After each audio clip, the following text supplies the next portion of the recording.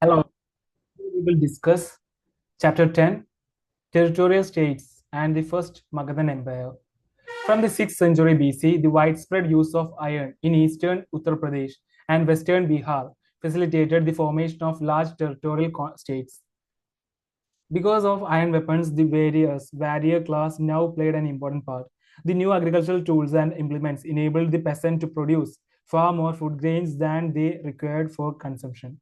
The extra product could be collected by the princes to meet their military and administrative needs. The surplus could also be made available to the towns which had sprung up in the 6th century BC. These material advantages naturally enabled the people to stick to their land and also to expand at the cost of neighboring areas.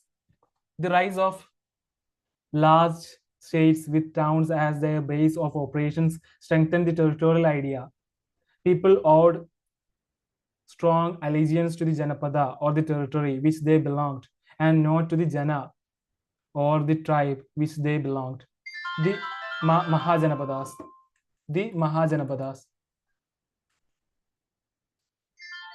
In the age of Buddha, we find 16 large states called Mahajanapadas.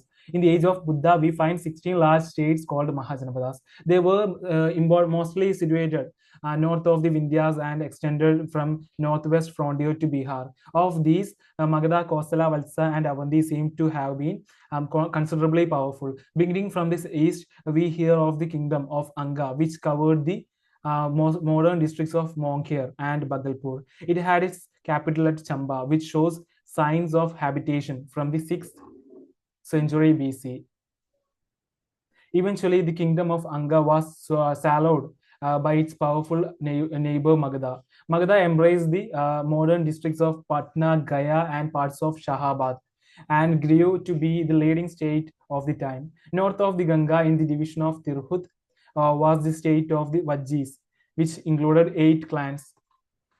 But the most powerful were the Lichavis with their capital at Vaishali, which is identical with the village of Basar in the district of Vaishali. The Puranas pushed the antiquity of Vaishali to a much earlier period, but archaeologically, Basar was not settled earlier than the 6th century BC.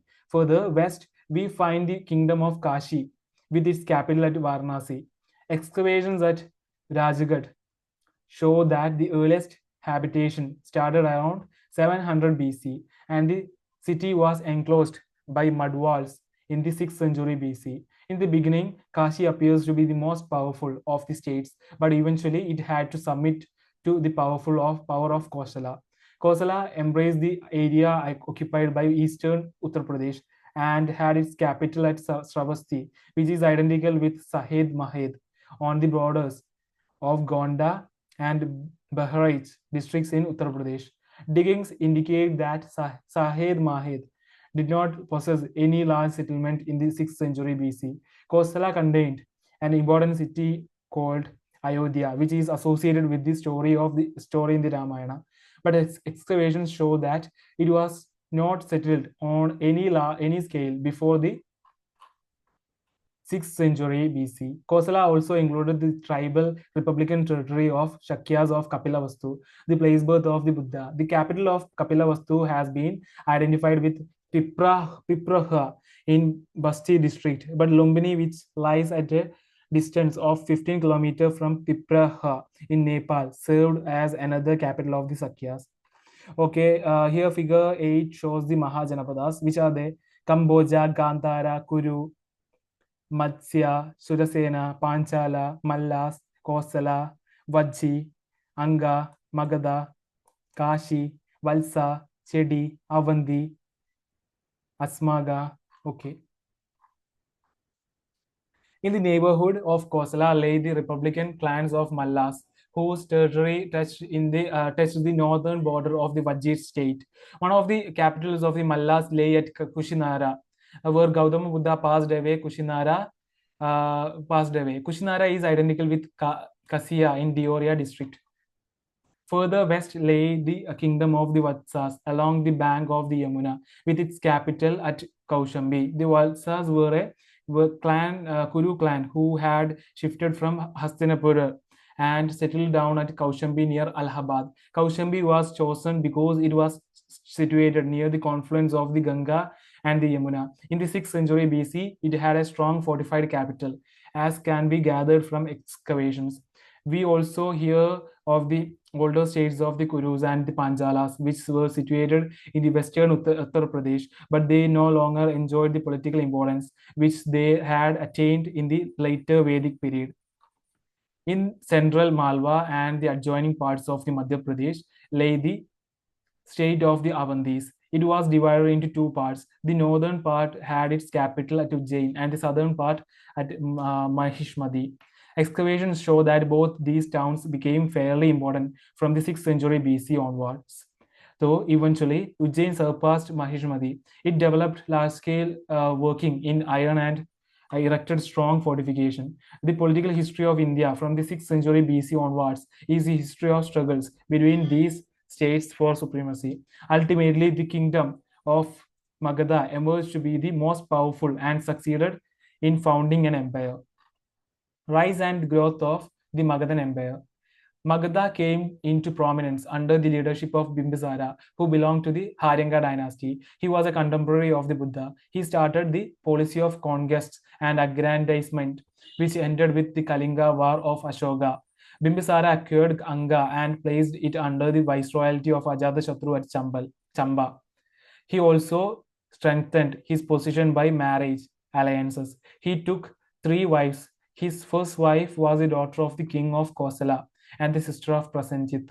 The Kosalan bride brought him as dowry a Kashi village, yielding a revenue of 1 lakh, which suggests that revenues were assessed in terms of coins. The marriage bought off the hostility of Kosala and gave him a free hand in dealing with other states. His second wife, Challana, was a Lichavi princess from Vaishali, and his third wife was the daughter of the chief of the Madura clan of Punjab. Marriage relations with the different princely families gave enormous diplomatic prestige and paved the way for the expansion of Magadha westward and northward.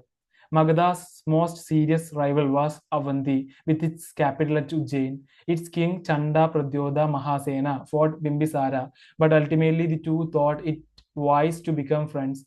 Later, when Pradyoda was attacked by jaundice, the Avanti king's request, Bimbisara sent the royal physician Jivaga to Jain. Bimbisara is also said to have received an embassy and a letter from the ruler of Gandhara with which Pradyoda had fought unsuccessfully. So, through his conquest and diplomacy, Bimbisara made Magadha the paramount power in the 6th century BC. His kingdom is said to have consisted of 80,000 villages, which is a conventional number. The earliest capital of Magadha was at Rajagir, which was called Giri Vrajat.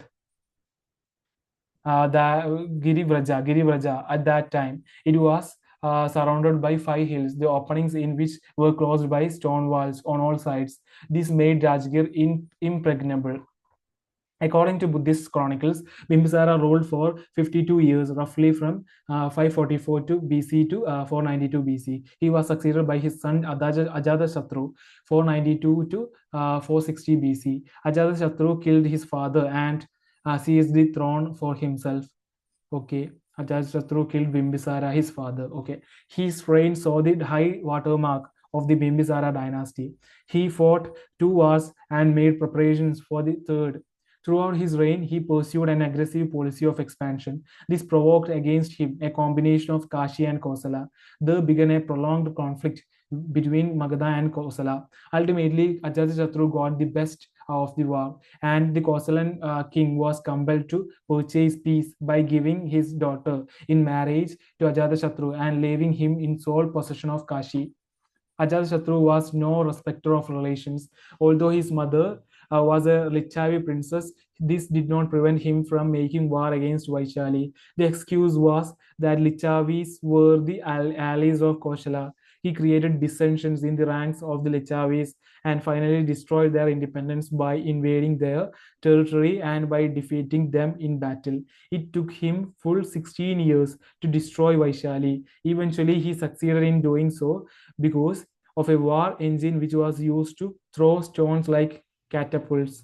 He also possessed a chariot to which a mace was attached, and it facilitated mass killings. The Magadhan Empire was thus enlarged with the addition of Kashi and Vaishali. Ajatashatru faced a stronger rival in the ruler of Avanti. Avanti had defeated the Vatsas of Kaushambi and now threatened an invasion of Magadha. To meet this danger, Ajatashatru began fortification of Rajgir. The remains of the walls can be still seen. However, the invasion did not materialize in his lifetime. Ajatashatru was succeeded by Udayan 460 to 444 BC. His reign is important because he built the fort upon the confluence of the Ganga and Sun at Patna. This was done by because Patna lay in the center of the Magadhan Empire, Magadhan Kingdom, which now extended from the Himalayas in the north to the hills of the Chota Nagpur in the south. Patna's position, as will be seen later, was crucially strategic. Udain was succeeded by the dynasty of Shishunagas, who temporarily shifted the capital to Vaishali. Their greatest achievements was the destruction of the power of Avanti with its capital at Ujjain. This brought to an end the 100-year-old rivalry between Magadha and Avanti. From now onwards, Avanti became a part of the Magadhan Empire and continued to be till the end of the Maurya rule. The Shishunagas were succeeded by the Nandas, who proved to be the most powerful rulers of Magadha. So great was their power that Alexander, who invaded Punjab at that time, did not dare to move towards the west. Towards the east, the Nandas added to the Magadhan power by conquering Kalinga. From where they brought an image of the Jina as a victory trophy. All this took place in the reign of Mahapadmananda. He claimed to be Egarath, the sole sovereign who destroyed all the other ruling princes. Mahapadmananda is known as Ekarath. Okay. It seems that he acquired not only Kalinga but also Kosala, which had probably rebelled against him. The Nandas were fabulously rich and enormously powerful. It is said that they maintained 2 lakh infantry, 60,000 cavalry, and 6,000 war in elephants. Such a huge army could be maintained only through an effective taxation system. It was because of these considerations that Alexander did not advance against them.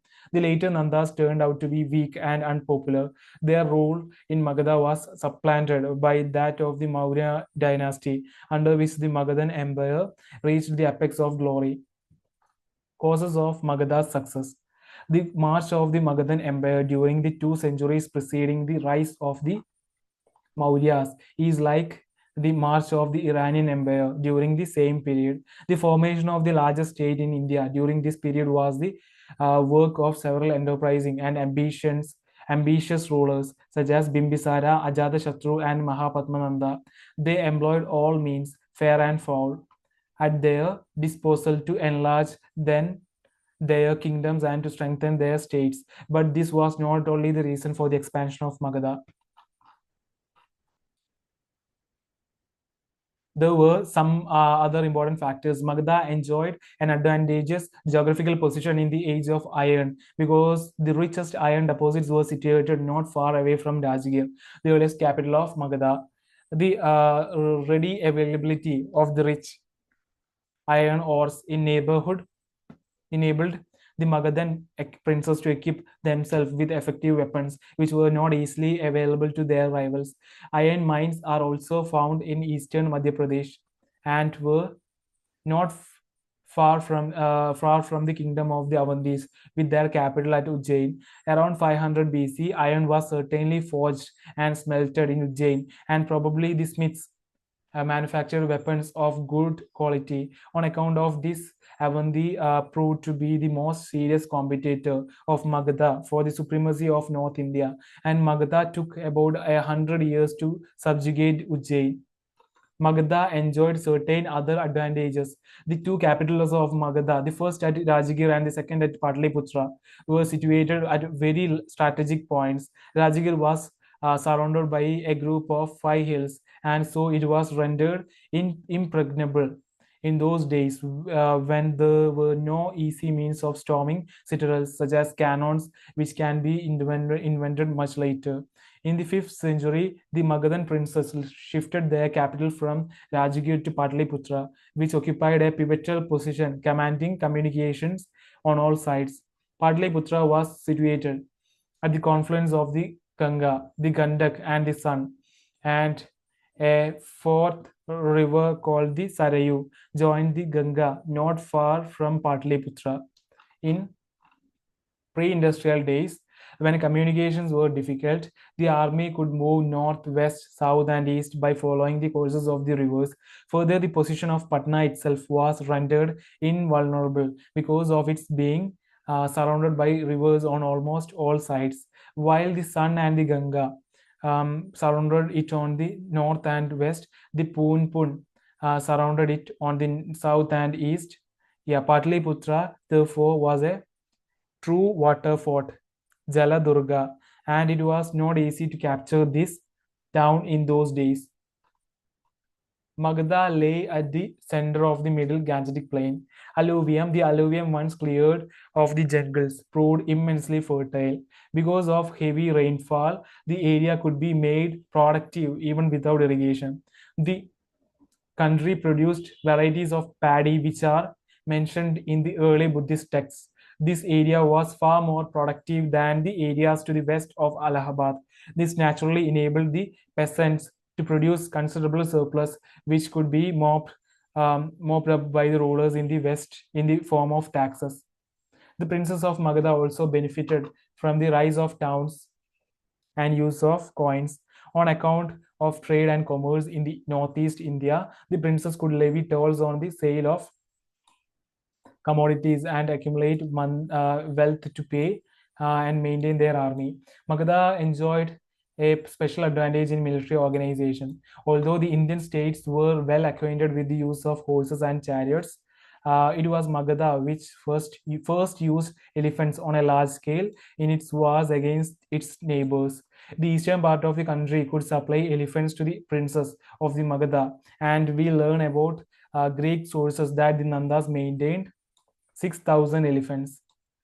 Elephants could be used in storming fortresses and in marching over marshy and other areas lacking roads and other means of communication. Finally, we may refer to the unorthodox character of the Magadhan society. It was inhabited by Kiradas and Magadhas, who were held in low esteem by the Orthodox Brahmanas, but it underwent a happy racial admixture on account of the advent of the Vedic people. Since it was recently Aryanized, it showed more enthusiasm for the expansion than the kingdoms which had been brought under the Vedic influence earlier. On account of all these reasons, Magadha succeeded in defeating the other kingdoms and in founding the first empire in India. Okay, so we have completed chapter 10. In the next video, we will discuss chapter 11, Iranian and Macedonian invasions. Okay, thank you for listening me. We'll see you in next class. Thank you very much.